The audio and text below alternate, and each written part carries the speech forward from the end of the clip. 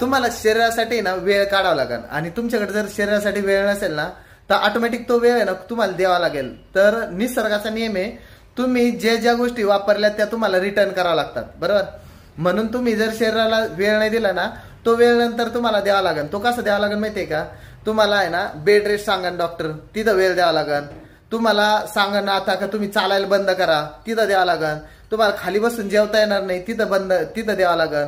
त्याच्यानंतर ते सांगतील का तुम्हाला मांडी घालून बसता येणार नाही आता इथून पुढं, तिथं द्यावं लागेल। तुम्हाला जेवण करताना हे शुगरची गोळी खाल्ल्याशिवाय जेवणच करता नाही येणार, तिथं द्यावं लागेल। बीपीची गोळी खाल्ल्याशिवाय तुमचा दिवस चांगला जाणार नाही, एकही गोळी मिस करायची नाही बीपीची गोळी, तिथं द्यावं लागेल। त्याच्यानंतर थायरॉइड मध्ये पण तसंच, थायरॉइडची गोळी घेतल्याशिवाय तुम्ही नॉर्मल राहणार नाही, नाहीतर दिवसभर हायपर राहतात, तिथं द्यावं लागेल। त्याच्यानंतर आपण आहे ना मानेला पट्टा लावा लागेल, आपल्याला कमरेला पट्टा लावा लागेल, गुडघ्यांना काहीतरी आधार द्यावा लागेल, आपल्याला काठी घ्यावा लागेल, वॉकरवर चालावं लागेल। हे सगळे वेळ नंतर देण्याचे कारण आहे, बरोबर। आणि ते ना पकडून नेतात, मग त्याला असं म्हणत नाही की तू हे कर बा, तू ते डायरेक्ट सांगितलं जातं की आता तुम्हाला इथून पुढे हे करायचंय, बरोबर।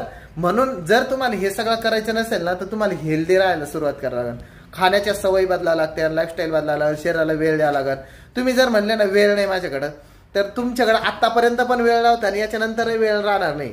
पण तुम्ही जर प्रयत्न केले तर 100% सगळ्या गोष्टी होतील। जर तुम्हाला वजन कमी करायचंय, वजन वाढायची, हेल्दी राहायचंय तर नक्की तुम्ही मला विचारा, मी तुम्हाला नक्की मदत करेन वजन कसं कमी केलं जातं ते।